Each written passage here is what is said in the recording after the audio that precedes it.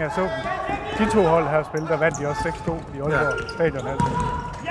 Her kommer de også med det samme foran 1-0. Ja. De har ikke et særlig godt futsalhold, det må jeg bare være ærlig at sige. Så det er nok ikke her flot her. Frederik Andersen er det. Her, flot scoring her. Straffe, og det er sådan et specielt straffe.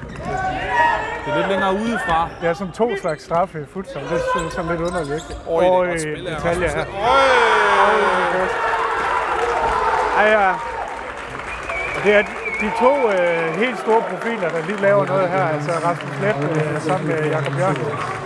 Jamen, vi må jo sige, at vi her i situationen bliver fuldstændig forkælet af en fantastisk bagom støttebensaflevering fra Rasmus Let.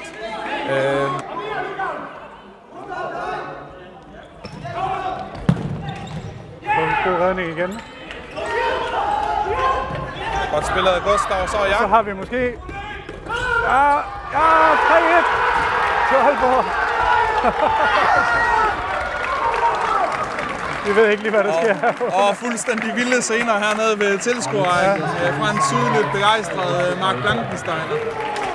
I Skandinavien, det setup, man har oppe i Hjørring, altså. Det er jo ret imponerende, ikke? Jo, absolut. Ja.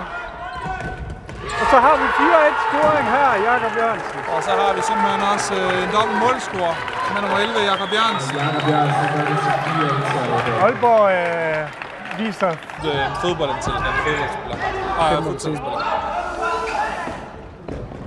Her ser vi ham igen. Og når man snakker om solen, så... Ja, men det er en evne, jeg er begyndt at få det der. Hvor man snakker om måske professionelle forhold inden for et par år, ikke? Ja, jo, det er drøjt uheldigt.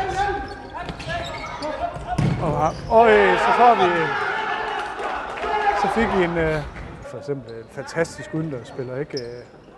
Også en spiller, der godt kunne spille divisionsfodbold, højst sandsynligt, ikke? Man havde også Guldstad med, ikke? Og hvad så? Så har vi 6-2.